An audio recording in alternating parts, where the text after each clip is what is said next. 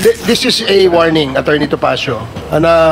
Let her answer. Kasi, Mr. Chair, ano mo lang, sagot mo lang ng tama ito dahil yung tanong na kung saan ka nag-aral ay hindi naman incriminating sa'yo. Bakit refuse to answer? Mapipilitan kami i-contempt ka. Please, You are coaching your client. yeah, please stop whispering now. Please stop. And Kasi, I have to remind you as well. I have to remind you as well that this involves human trafficking. No bail yan. No bail. Congressman Acop? I would just like to remind Madam Cassandra Ong and her lawyer that what we are conducting here is not a custodial investigation where you can invoke your right to remain silent. There have been Supreme Court decisions on this, so I think the witness has to answer. Otherwise, we will move to cite her in contempt for refusal to answer. Earlier, Ma'am Cassandra Ong, binanggit nyo, ang dahilan kung bakit kayo nag-decide na magsalita ay dahil pinayuhan kayo ng inyong abogado. Kaso lang kanina, nagpupumilit po yung abogado ninyo na huwag kayong magsalita. So ang hindi ko po maintindihan, paano kayo na-convince ng inyong abogado magsalita when he was actually pushing that you do the exact opposite? Attorney Topacio, do you understand the ruling of the chair? yes, Your Honor, I'm only advising her, Your Honor. Make sure that you only advise your client. Otherwise, we will be compelled to remove you out of this room and Yes, Your assign Honor. another lawyer for today's hearing for our witness, Ms. Cassandra Ong. Yes, Your Honor. Kakapasok lang na balita. Grabe, Cassandra Lee Ong, inilahad na si Attorney Topacio ang kanyang Pogo Mastermind. Itinurong protector sa Congress. Ayon kay Cassandra Lee Ong, tumatanggi siya sa Kongreso magsalita. Dahil ito ang turo daw ni Topacio. Pinipigilan daw siya sa Pogo magsalita. Siya pala tong utak at protector na sa Pogo. Ayon sa Kongreso, final warning kay Topacio, huwag ka magsasalita. Huwag mo pinipigilan si Cassandra Ong. Hayaan mo siya sa Pogo ang magsalita. Huwag mo siya tinuturuan, papakulong ka namin sa Kongreso. Napilitan tuloy si Ong magsalita, bistado ng mga congressman. Kinokontrol pala siya ni Attorney Topacio. Earlier, Ma'am Cassandra Ong, binanggit nyo, ang dahilan kung bakit kayo nag-decide na magsalita ay dahil pinayuhan kayo ng inyong abogado. Kaso lang kanina, nagpupumilit po yung abogado ninyo na huwag kayong magsalita. So ang hindi ko po maintindihan, paano kayo na-convince ng inyong abogado magsalita when he was actually pushing that you do the exact opposite? Okay, can I explain po, di ba? Nung una, I really want to refuse to answer po. And then, kinausap po ako ng abogado ko na magsalita ng committee na to. That's why nagsalita po ako. Tumiming lang po talaga kay Madam Chair. You want to repeat the question? Pare, paki-repeat lang yung question. My question is, what made you decide to speak? Because ang sabi nyo kanina, it was your lawyer that advised you to speak. However, judging from your lawyer's actions and whispers and how he was reacting at the back, and with my conversation with him, he was vehemently against you testifying. So what is the real reason why you decided to speak? Can I speak po? Nung una po, ayoko po talaga magsalita po. Then you decided na magsasalita na lang kayo? Yes po.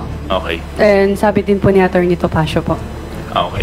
Pangalawa, kailan po nag-umpisa yung client-lawyer relationship po ninyo ni Attorney Topacio? I'm not sure.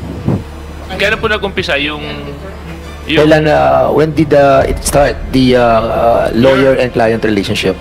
start? I mean, when did you Contract or something? When did you avail of his services to be your lawyer? This year po, wait lang, i-check ko lang po yung date po, exact date. So matagal na. Hindi po. I think last month po. Last month?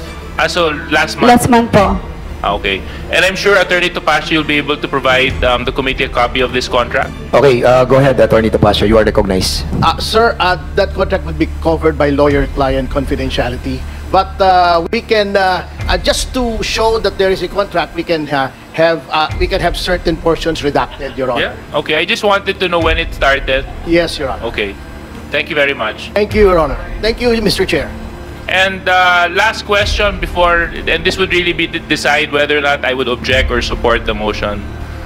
Of all the lawyers in the Philippines, Ma'am Ong, why the brilliant mind of Attorney Topacio was selected to be your lawyer. I'm just curious. I mean, you could have chosen Attorney Harry Roque, which you had ties with, or I'm sure your family being in a business of real estate and gaming would be exposed to other lawyers. Why the brilliant mind of Attorney Topacio? Can I just not disclose it po? Yes. Not disclosing po. Huh? Not disclosing po. I'll accept your reason. So you wouldn't want to share the reason kung bakit si Attorney Topacio yung pinili niya. Mr. Chair, I invoke my right po to remain silent po. Congressman Fernandez, if Yes, I may. Mr. Chair. Yung tanong ni Congressman Dan Fernandez ay hindi naman incriminating dahil ang tanong niya, kaninong away? Is that an incriminating statement? Ang sinasabi ko po is right to remain silent po. Hindi po self-incrimination. Mr. Chair? Mr. Chair, Mr. Chair. Okay. Chair. Congressman Acop? I would just like to remind Madam Cassandra Ong and her lawyer that what we are conducting here is not a custodial investigation where you can invoke your right to remain silent. There have been Supreme Court decisions on this. So I think the witness has to answer. Otherwise, we will move to cite her in contempt for refusal to answer. Mr. Chairman. That is correct. Congresswoman Luistro, you want to... Mr. Chair, the reason why I started our hearing with the parameters on the use of right to self-incrimination is to guide our resource speaker as to when they can be availed of and when they cannot. And as far as this representation is concerned, Mr. Chair, we have two elements before they can avail of the right against self-incrimination. One, there must be identifiable crime. And two, there is the probability that the resource speaker may be convicted of the crime. Now at this point, Mr. Chair, may we ask Ms. Cassandra Ong, nung tinanong ka ba ni Honorable Dan Fernandez, kaninong away ang iniiwasan mo? Ano bang krimen ang iniisip mo na baka ikaw ay madamay? I refuse to testify. I refuse to answer po para sa own reason ko po.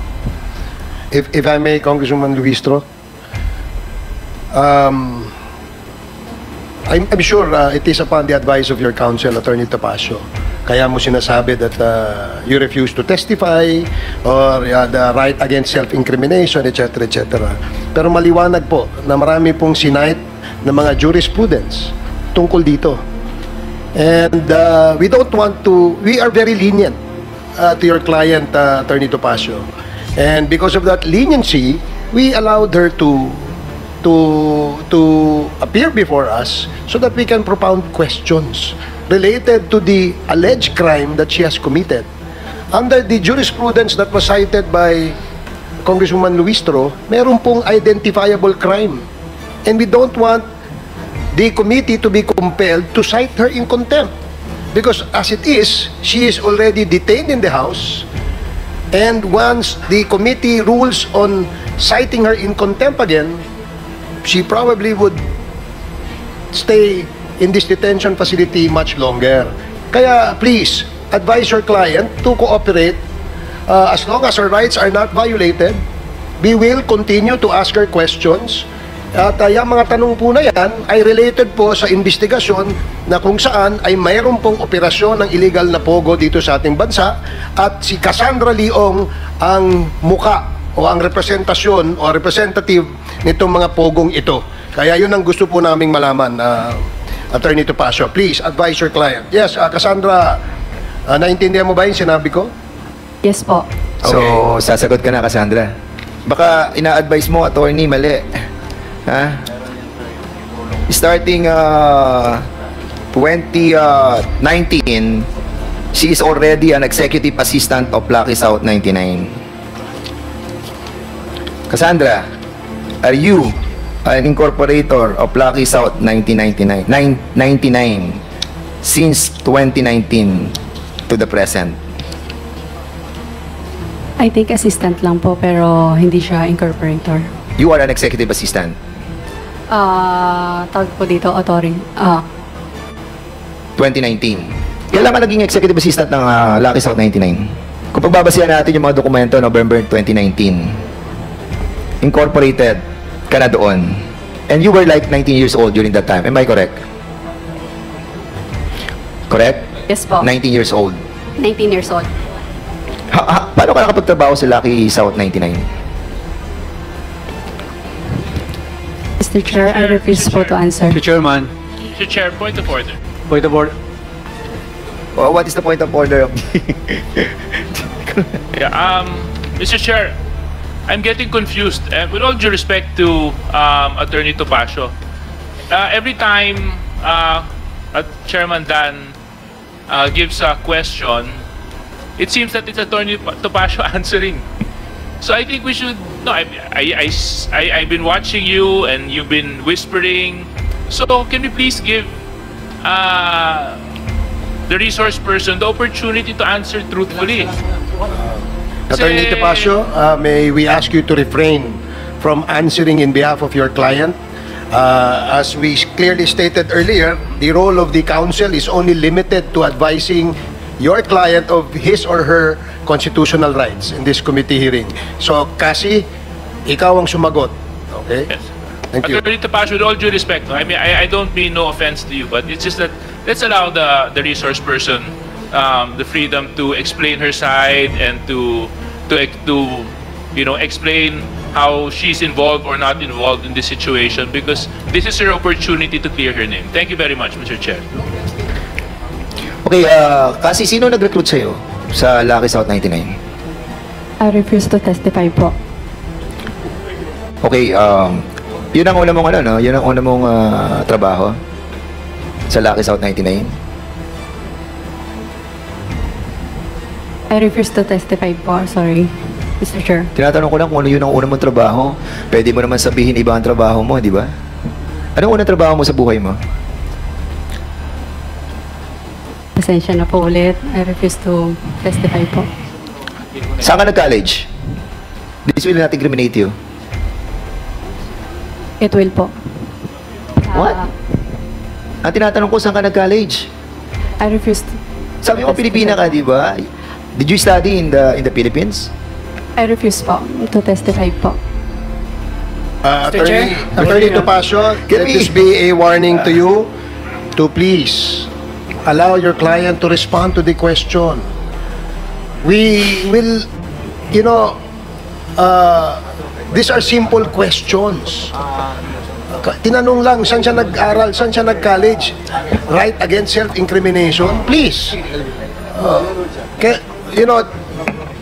This is a warning, Attorney Topacio.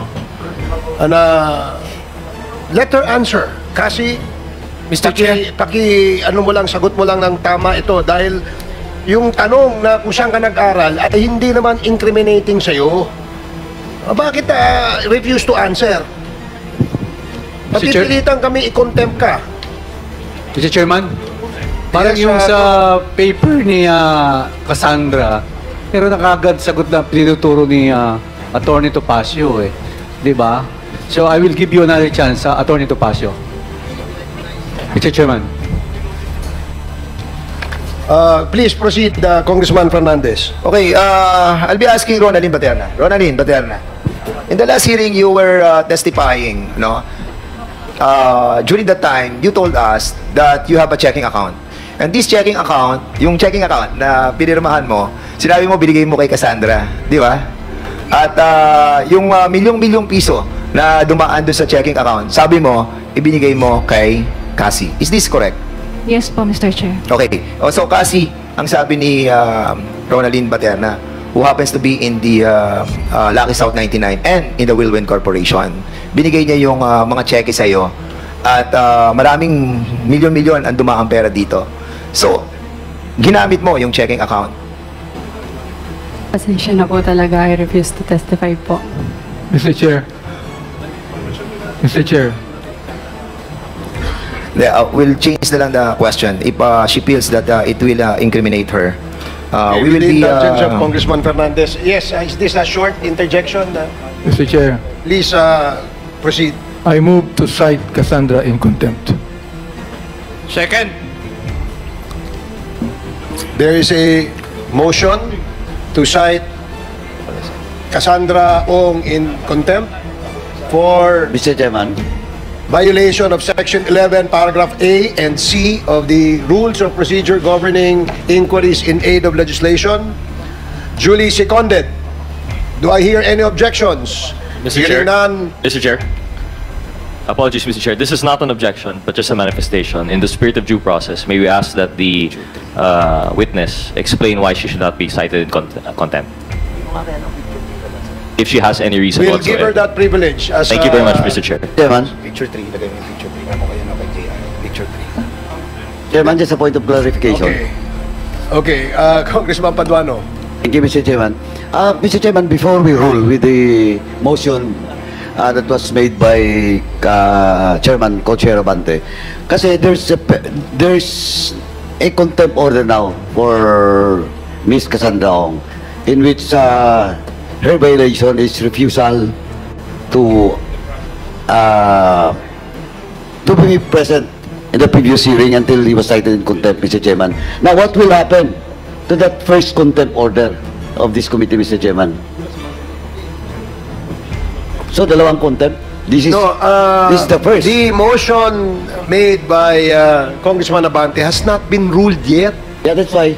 Because there was an interjection by Congressman Gutierrez, and then the chair recognized Congressman Paduano for your interjection as well. So there's no decision yet as to the motion to cite her in contempt. Now, if there are no other obstructions, can we now rule on the motion? Mr. Chairman. Oh yes, please. What will be the proper position with regards to my query? That this is the first time in the history, in my 11 years in Congress, for those cited in contempt, 2 contempt orders. Mr. And I'm just checking the process and our internal rules. I will never object, Mr. Chairman, but what I'm saying is, we have already issued a contempt order for Cassandra Ong. Now, if we will approve that motion by Congressman Chairman Abante, sabi ko this will be the first time that a resource person was... Mr. Chairman, can I move for 1 minute suspension? 1 minute suspension. Hearing is resumed. Okay, earlier, the parliamentary status is that there is a motion to cite Cassandra Ong in contempt for the second time for violating Section 11, Paragraph A and Paragraph C of the rules. Paragraph C of the rules of the House. And in the spirit of fairness, we would like to give her the opportunity to answer. As manifested and stated by Congressman Gutierrez. So I will now allow Congressman Gutierrez to direct your questions to Cassandra Leong with a warning to the council that your appearance again is only limited to advising the legal rights of your client. And under the same rules of the House, we can also ask you to be cited in contempt and removed from this room if you continue to disobey the warning of the chair. So again, I'd like to ask the counsel, Attorney Topacio, do you understand the ruling of the chair? Yes, Your Honor. I'm only advising her, Your Honor. Make sure that you only advise your client. Otherwise, we will be compelled to remove you out of this room and Yes, assign Your Honor. another lawyer for today's hearing for our witness, Ms. Cassandra Ong. Yes, Your Honor. Thank you. Maraming salamat. Please proceed, Congressman Rog Gutierrez. Thank you, Mr. Chair. Mr. Chair, I raised that point earlier because precisely I agree with the manifestation of Congresswoman Luistro that regarding the invocation of the right to remain silent or right against self-incrimination is not absolute. Again, this is not a court of justice. However, given that we give deference to this right and we protect it, it must still follow the process, the due process provisions and rights that she may have. Given that, Mr. Chair, just to clarify po, when the right against self-incrimination is invoked, first, there must be a specific identifiable crime, and second, that the witness is the one who probably committed the crime. To repeat, the question po, saan ka po nag-college? Now, Ms. Ong, through the chair, most respectfully, kindly justify your refusal to answer that question. Again po, Mr. Chair, I refuse to answer po, or to testify po.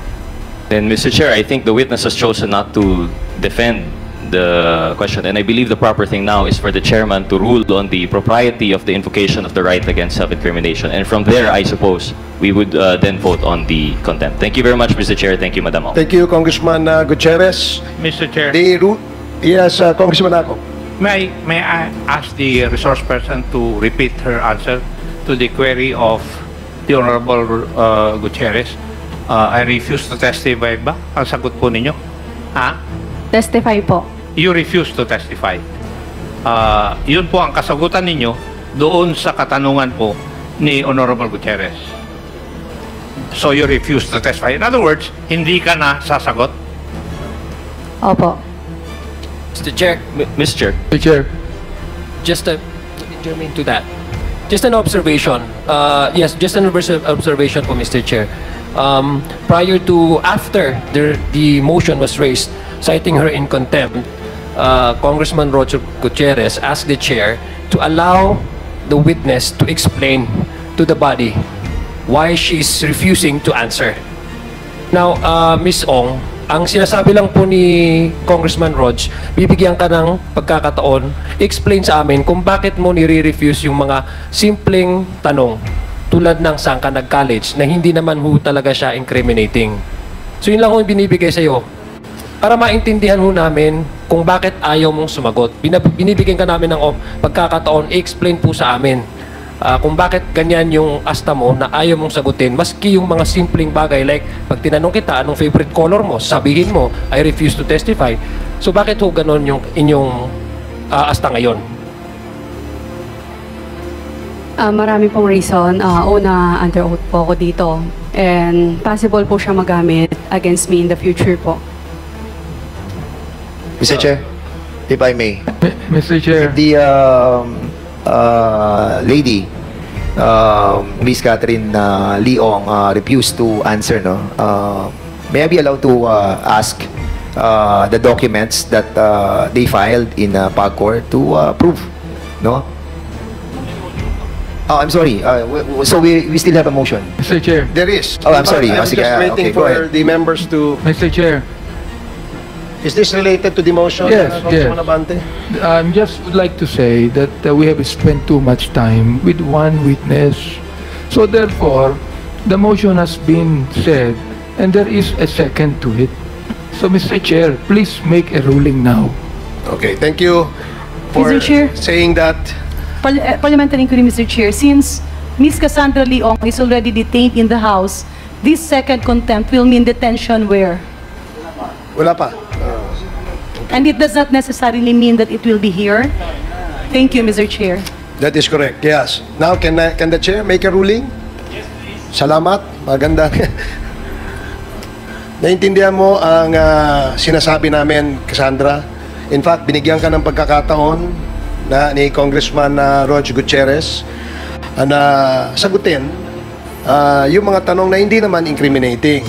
I am certain that your counsel has been giving you this advice na sabihin mo yang nakasulat dyan na you refuse to testify. Pero gaya ng binanggit namin kanina na mga jurisprudence ay hindi ka pwedeng magtago dyan sa right, yung right against self-incrimination mo sa pagdinig na ito dahil pinapayagan ng desisyon ng Korte Suprema na ikaw ay i-compel na sumagot sa mga tanong. Dahil hindi ka nagko-cooperate dito sa pagdinig na ito, there is now a motion upon the motion by Congressman Benny Abante to cite you again for contempt. And hearing no objections from the members of this committee, the chair rules that you are cited in contempt. Any other motion? Mr. Chair. Yes, Congressman Joe. Mr. Chair, may I respectfully request, Mr. Chair, I know for the several committee hearings that we've conducted, normally the lawyer sits at the back of the client. May I request, with all due respect to Attorney Topacio, to please sit behind Ms. Cassandra Ong. Okay, Thank you. Paige, can you please provide another chair for the lawyer of Cassandra Ong? Mr. Chair, may I make a manifestation? Congresswoman Luistro. I wish to believe that when an attorney is supposed to advise a client, he's supposed to talk to the client, let us say 5 minutes, 10 minutes, but if he does it in every question which is being propounded to the resource speaker, it seems to be he is supplying already the answer to the resource speaker. A situation which we do not allow here in the inquiry in aid of legislation. And I wish to manifest, Mr. Speaker, that every time a question is propounded to Cassandra Leong, Attorney Topacio whispers to the client. And I have no other reasonable conclusion except he is indeed supplying already the answer, far from advising a client. Thank you, Congresswoman Luistro. Naintindihan mo ang sinabi ni Congresswoman Luistro? Yes po. Okay. So, pwede ka nang sumagot ngayon sa mga tanong sa'yo. Please continue, Congressman Dan Fernandez. Are you ready to answer? Are you, yes, you have a second I'm sorry. motion. Yeah, correct. Okay. Is there any motion? Thank you, Mr. Chairman. For the second motion, Mr. Chairman, I move that Ms. Cassandra Ong will be detained in the duration in which until the committee report will be adopted in the plenary, Mr. Chairman. And it follows that the investigation will be terminated, Mr. Chairman. There is a motion to detain her as long as this committee hearing of the Quadcom completes its investigation, which as of this time, as we speak, is still undetermined as to the number of days. So until we terminate, hanggang matapos itong committee hearing na to, you are cited in contempt and you will be detained as a penalty for violating Section 11 of our rules. Any second? Duly seconded. Any objection? Hearing none, the motion is approved. Okay. Mr. Chairman. Next motion.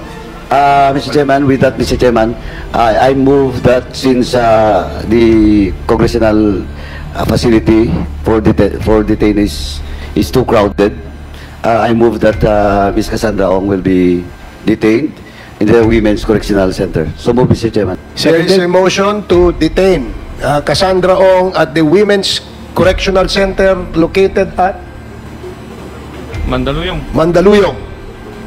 It's a detention facility, Women's Correctional. Duly seconded. Any objections? Hearing none, the motion is approved. Mr. Chair, may I continue? Please proceed. All right, since the Ms. Cassandra Ong will not answer, you want to answer? Mr. Chair? You don't want to answer. So, Mr. Altenco, I'll be asking you a question. Mr. Chair, very short interjection. Can we, what? Very short only. Okay, with the indulgence of Congressman Dan Fernandez, this is related to the About Cassandra Ong. Okay, this is related to the contempt. Yes, Mr. Okay. Chair. Please proceed. It is apparent to me that Ms. Cassandra Ong is turning emotional upon hearing the detention in the Women's Correctional in Mandaluyong. And you should really worry about that, because the facility is entirely different from the detention that you are experiencing here in Congress. I wish to ask, Mr. Chair, if Ms. Cassandra Ong is willing to avail of the executive session to give us the chance to reconsider the earlier contempt order, Mr. Chair. Okay, thank you, Congresswoman Luistro. Gusto mo ba mag-avail ng executive session na kung saan ay ikaw ay magko-cooperate sa aming committee sa investigation na ito? Kasi baka you want to say something sa executive session, ibig sabihin, kami-kami lang. So, if you wanted to avail on that privilege, you can do so para hindi na didinig ng buong bayan. Are you willing to avail of that Attorney Topacio, session? this is your last warning. Please, You are coaching your client. Yeah, please stop whispering. No, please stop. And Cassie, I have to remind you as well. I have to remind you as well that this involves human trafficking. No bail yan. No bail. Sana tulungan mo gobyerno. Kasi sabi mo, Pilipina ka. Di ba? And I will be submitting all the documentary evidences in a while because you don't want to answer eh. But sana tulungan mo kami. Nakita mo yung mga namatay, mga tinorture, mga kapwa nating mga kababayan. Now, are you willing to avail of that privilege of having an executive session with all the members of this Quadcom?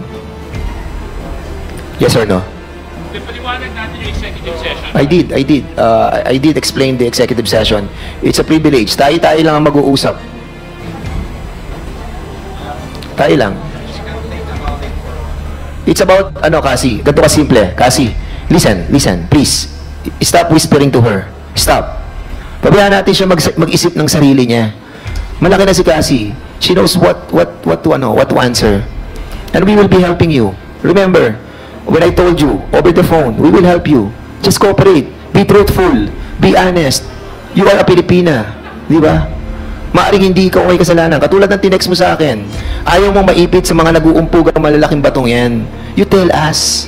Samahan mo kami. Tandaan mo lahat ng mga tao nakapaligid sa'yo. Ha? Mayroong mga sariling interest yan. You think about yourself. You think about your own interest. Yung mga nakapaligid sa'yo, may sariling interest. We want to help you. Honestly, when you texted me, na sinabi mo sa akin na may nag-uumpugang malaking bato, I really don't want to answer back. You know why? I want you to reveal that in here. But if you cannot reveal it right away, you talk to us. Tayo lang. Lalabas tayo rito. Pupunta tayo sa likod. Pag-usapan natin. Pero tumulong ka sa amin, tumulong ka sa bayan. Nakita mo yung mga taong namatay. Di ba? So you can save yourself. Please. Please. Kapag pinabayaan mong ganito, sagot ka ng sagot ng ganyan, ikaw matitiyan dito. This can be used against you. I'm telling you. You're not answering rightly. Oh. Kaya, tulungan mo yung sarili mo. If you want to avail an executive session without anybody behind you or surrounds you, tayo lang, kami lang. You want? Pwede pong pag-isipan. Sige. But again, we will be warning you. Ha? The Filipino people are watching right now. And your answer to them is not acceptable. Maraming namatay. Maraming buhay na wala ng trabaho. You can still save yourself. I'm telling you. Mr. Chairman, for the meantime, let's give her a chance to think about it. And ako, honestly, I will help you. Kasi when we talk over the phone, sincerely, I know that you wanted to avail of that help. And we will, Cassie. We will help you. Mr. Chair. Mr. Chairman, before, siguro, let's give her a chance. Bigyan mo na natin siya ng 2 minutes. Mag-isip lang siya. Sige. Pero, please, Cassie, if you are about to think it over yourself, ikaw lang. Huwag ka na magsama ng mga tao sa paligid mo. I'm telling you, their own interest is their priority, not yours. Can we ask Altenco? Yes, before that, there's a short interjection by Congressman Abante. And please, let this be the last interjection so that we can complete the interpellation of a member who has listed his name in the list of interpellators. Thank you, Congressman Abante. Cassandra, pwede bang makinig ka lamang, no? I am willing to withdraw my motion or I will ask the chair to withdraw this ruling kung willing ka na. Pag makinig ka kay Congressman Dan Fernandez, ginagawa mo ito hindi para sa amin, kundi para sa mamamayang Pilipino. Please, tumabayag ka na sa executive session.